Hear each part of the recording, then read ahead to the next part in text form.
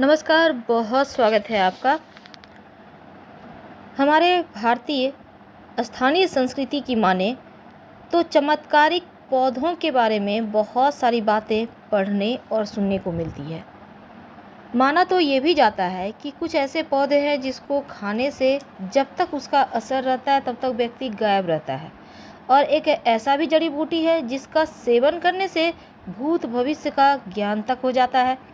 कुछ ऐसे पौधे हैं जिसके बल पर सोना बनाया जा सकता है, और इसी तरह धन देने वाले पौधे भी हैं, शत्रुओं से मुक्ति दिलाने वाले पौधे हैं। तो चलिए आज हम एक ऐसे ही पौधे की बात करेंगे जिसका नाम है धतूरा। तो धतूरे का पौधा जो शिव जी को अति प्रिय है, ये पुष्प, इस धतूरे के बहुत सारे प्रयोग होते हैं।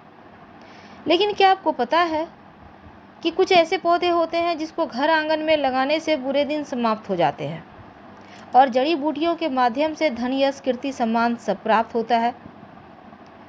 तो आज धतूरे के जड़ की बात करेंगे, लेकिन उसके पहले एक और बात बता दें कि आप जब भी किसी भी पेड़ के जड़ का प्रयोग करते हैं या पेड़ का प्रयोग करते हैं तंत्र क्रियाओं के लिए, तांत्रिक गतिविधि के लिए, तो दोबारा से प्रयास करें उस पेड़ के पास ना जाएं।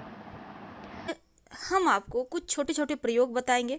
उनमें से कोई एक भी अगर आप उपलब्ध आपको हो जाए या आप ले आए तो जीवन में धन की मुश्किलें समाप्त हो जाती है, क्योंकि ये हमारा प्रकृति का देन है। तो चलिए जानते हैं कि आपका बटुआ हमेशा पैसे से भरा रहे, हमेशा ही आपके घर में ऐन वक्त पर धन की कमी महसूस ना हो। इसके लिए सबसे पहला प्रयोग है धतूरा। धतूरा जो शिव जी को सबसे प्रिय है। अब धतूरे का पौधा आपके आसपास तो होगा ही। अगर इस बैगनी वाला धतूरा का जड़ आपको मिल जाए, देखिए सफ़ेद धतूरा से आपको ना करके ये बैगनी वाला धतूरा का प्रयोग करना है। तो इसके जो फल होते हैं ना, काले काले बीज लगते हैं, आपको मिल जाएगा। तो इसकी जड़ आप रविवार मंगलवार के दिन, किसी भी दिन दोनों में से आप अपने घर में ले आए और लाकर इसको लाल कपड़े में या लाल मौली धागा से लपेट कर रख लें, कहीं भी सुरक्षित जगह में। ऊपरी हवा से बचे रहेंगे, सुख चैन बना रहेगा, तंत्र क्रियाएं असर नहीं करेगी। अब यह है आंकड़े का पुष्प, जिसको हम मदार भी कहते हैं। तो इस मदार की जड़, इसमें अद्भुत शक्ति छिपी हुई है। अगर रवि पुष्य नक्षत्र में इसकी जड़ आप ले आते हैं और लाकर अपने घर के मुख्य दरवाजे पर बांध देते हैं तो नज़र दोष से बचेंगे। अगर कोई बंध्या स्त्री कमर में बांध ले तो संतान की प्राप्ति हो जाती है, कोर्ट कचहरी में विजयी होती है। अब यह है, इसको कहते हैं बहेड़ा। इसका जड़ अगर आप पुष्य नक्षत्र में ले आएं और लाकर घर में स्थापित कर दें पूजा घर में, तो दरिद्रता कभी नहीं आएगी। और इसका पत्ता लाकर भी फाल्गुनी नक्षत्र में अगर बहेड़ा का पत्ता लाकर रख लें तो जीवन में किसी भी तरह की कोई कमी नहीं रहती, ऊपरी भला बाधाओं से बचे रहते हैं। घोड़े की नाल, देखिए घोड़े की नाल जो होता है उसको आप ज्योतिष की माने तो मुख्य दरवाजे पर उत्तर या उत्तर पश्चिम या पश्चिम दिशा में आपका घर का दरवाजा हो तो उसके ऊपर बाहर की तरफ से घोड़े के नाल यू आकार में लगा देना चाहिए। और वैसे तो नीचे की ओर भी लगाया जाता है। तो घर के मुख्य दरवाजे पर काले घोड़े की नाल लगाने से किसी तरह का बुरी नज़र दोष नहीं लगती और बरकत बनी रहती है। अब यह है बेलपत्र। बेलपत्र तो अमूमन हर कोई चढ़ाता है, लेकिन अगर आपको 9 पत्ते वाला बिलपत्र मिल जाए या 5 पत्ते वाला बिलपत्र मिल जाए, वैसे तो 3 से अधिक जितनी भी संख्या में आपको बेलपत्र मिलता है, आप प्रेम से शिवलिंग पर अर्पित करें और फिर आप इस बेलपत्र को, इसको फोटो फ्रेम करा के घर में रख लें। यकीन मानिए ये बेलपत्र सुख समृद्धि का दरवाजे खोल देता है। अब यह है नाव की कील। देखिए नाव की कील जो है ना, इसको घर में रखने से आपके यहाँ लक्ष्मी स्थिर रहती है। इसको मध्यमा उंगली में धारण किया जाता है। धतूरे का जड़ ज़्यादातर आप आश्लेषा नक्षत्र में अगर ले आएँ, ज़्यादातर जो अधिकतर काम करता है 100% इसका बेनिफिट चाहते हैं तो आश्लेषा नक्षत्र में ही लाइए।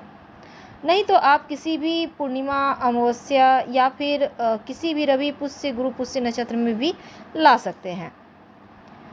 तो धतूरे के जड़ के कई तांत्रिक प्रयोग किए जाते हैं। माना जाता है कि अगर घर में स्थापित किया जाए तो धन संबंधी समस्याओं से मुक्ति मिल जाती है। लेकिन लाने के नियम क्या हैं? जैसा हमने कहा, आश्लेषा नक्षत्र में लाने सबसे अच्छा होता है। तो जैसे आप पहले से आप पंचांग देख कर रखें, आश्लेषा नक्षत्र जिस दिन हो उसके एक दिन पहले आप थोड़ा सा किसी बोतल में पानी और एक सिक्का लेकर इस पौधे के पास चले जाइएगा। आपको पहले निमंत्रण देना होगा। जल जो है उसको जड़ में डाल दें, सिक्का को उसकी जड़ के पास रखकर प्रार्थना करें।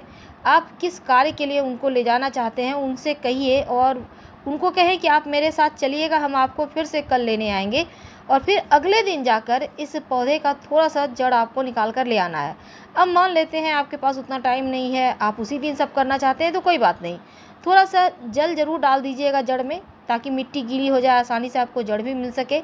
और सिक्का ज़रूर डाल दीजिएगा, प्रणाम कीजिएगा, आप अपना परिचय दीजिएगा, फिर आपको वहाँ से जड़ लाना है।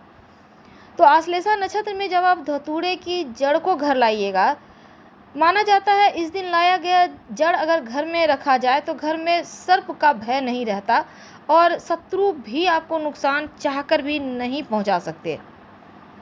धतूरा दो तरह का होता है, काला और सफ़ेद, लेकिन ज़्यादातर जो बैंगनी या काले रंग का धतूरा है इसका प्रभाव ज़्यादा होता है। तो इसकी जड़ को आप रविवार, मंगलवार या फिर किसी शुभ नक्षत्र में भी आप ला सकते हैं, लेकिन आश्लेषा नक्षत्र में लाने का ज़्यादा महत्व है। घर में रखें तो किसी का नज़र दोष, तंत्र क्रिया असर नहीं करता, शत्रु मुक्ति मिलती है, सुख चैन बना रहता है, अपार धन की प्राप्ति होती है। माना जाता है अगर धतूरे की जड़ को, अगर आपको धन की बहुत मुश्किल है, तब आप सोमवार के दिन धतूरे की जड़ को आप पहले शिव जी को अर्पित कर दें, पास के मंदिर में भी कर सकते हैं, और फिर उसको उठाकर अपने बाएं भुजा में या कलाई में इसको आप धारण करें। बहुत सारी समस्याओं का समाधान आपको मिल जाएगा। आप वैसे अपने पर्स में भी रख सकते हैं। यदि आप किसी से आपको भय लगता है तो आश्लेषा नक्षत्र में धतूरे की जड़ को घर में लाकर जरूर रखिए और जिस भी चीज़ से आपको भय लगता है वो भय समाप्त हो जाएगा। लेकिन धतूरा का पौधा घर में लगाने से क्या हो सकता है? देखिए, धतूरे का पौधा बहुत ही आसानी से घर में लगाया जा सकता है क्योंकि ये बहुत ही शुभ है, भगवान शिव को अति प्रिय है। खास तौर पर यदि आप घर पर काले धतूरा का पौधा लगाते हैं तो बहुत शुभ माना जाता है। काला धतूरा आपके घर की जो सकारात्मक ऊर्जा है उसको बढ़ाता है और नकारात्मक ऊर्जाओं को सोख लेता है, या फिर ऐसा कह सकते हैं कि नष्ट कर देता है। शिवजी पर चढ़े हुए पुराने धतूरे को गंगा में प्रवाहित करना या फिर प्रसाद के तौर पर अपनी तिजोरी में रख सकते हैं, या कहीं मिट्टी में दबा दें या किसी पेड़ के, पवित्र पेड़ के नीचे रख दें तो भी उत्तम है। लेकिन अगर आप इसी धतूरे को घर के मुख्य दरवाजे पर लटका दें, यानी कि जो शिवजी पर चढ़ा हुआ है, और जब धतूरा पूरी तरह सूख जाए तो इसे दूसरे धतूरे से आप बदल सकते हैं। ऐसा करने से घर में नकारात्मक ऊर्जा प्रवेश कर ही नहीं सकता। सूखा हुआ धतूरा लटका हुआ ना रहने दें, बल्कि उसको चेंज करते रहें। अब सवाल ये है कि धतूरे के पौधे को घर में कहाँ लगाएं? देखिए, ज्योतिष कहता है कि धतूरे को कभी भी तुलसी के पौधे के साथ नहीं लगाना चाहिए, क्योंकि भगवान शिव को भी तुलसी अर्पित नहीं किए जाते। और साथ ही यदि आप घर में धतूरे का पौधा लगाने जा रहे हैं तो उसे पूर्व दिशा में लगाइए। इस दिशा में भगवान शिव का वास होता है और इस दिशा में बैठकर शिव जी की आराधना भी की जाती है। तो धतूरे का पौधा पूर्व दिशा में लगाएंगे, लेकिन इसको अगर आप धारण करते हैं तो धन की समस्या समाप्त होती है। घर में स्थापित करते हैं तो किसी तरह का भय नहीं रहता, मुश्किलें दूर होती है। तो धतूरे तो एक है, लेकिन इसके फ़ायदे बहुत हैं। उम्मीद है आपको जानकारी पसंद आ रही होगी। शत्रुओं से मुक्ति पाने के लिए इस धतूरे का जड़ का प्रयोग आप कैसे करेंगे? तो सिर्फ धतूरे का जड़ ही नहीं, धतूरे के पत्ते से भी वशीकरण होता है, फूल से भी वशीकरण होता है। इस टोटके को जानने के लिए चलिए जानते हैं, थोड़ा सा और आगे बढ़ते हैं। अगर आपके घर में कोई बीमार है तब आप इस जो धतूरा का जड़ है उसको ले आइए, गंगा जल, दूध, दही से उसको आप शुद्ध कर लें थोड़ा सा डालकर, फिर घर के पूजा स्थान पर रखें और शिवजी पर चढ़ा चरणामृत या फिर नीर थोड़ा सा उठा कर ले आए, आपके घर में है तो उसी को थोड़ा सा इसके ऊपर छिड़क दें और लोबान की धुनी देकर काले धागे से पीड़ित के दाहिने भुजा में बांध दें तो स्वास्थ्य की समस्या दूर हो जाती है। किसी भी तरह का तंत्र मंत्र क्रिया होगी वो भी समाप्त हो जाएगी। अगर घर में बहुत कलह रहता है तो धतूरे की जड़ का प्रयोग आप कर सकते हैं। क्या करेंगे, धतूरे की जड़ को का जो भभूत है उसको जलाकर काले कपड़े में बांधे और घर के दक्षिण दिशा के अंदर रख दें, दक्षिण दिशा की तरफ। अगर आप शत्रु से मुक्ति पाना चाहते हैं तो किसी भी सोमवार के दिन धतूरे का जड़ को शिवलिंग पर अर्पित करने के बाद शिव जी से प्रार्थना करें और फिर इस धतूरे के जड़ को अपने पास रखना शुरू कर दें। यकीन मानिए, शत्रु चाहकर भी आपका कुछ बिगाड़ नहीं पाएगा। ये प्रयोग बहुत ही सरल है, लेकिन आप कर सकते हैं। हम आपसे विदा लेते हैं। वैसे वशीकरण भी प्रयोग होते हैं, पर अगले वीडियो में हम फिर बात करेंगे विस्तार से। पसंद आए तब लाइक कर सब्सक्राइब करें, अपनों से शेयर करें, कमेंट करें और हर हर महादेव जरूर लिखें। धन्यवाद।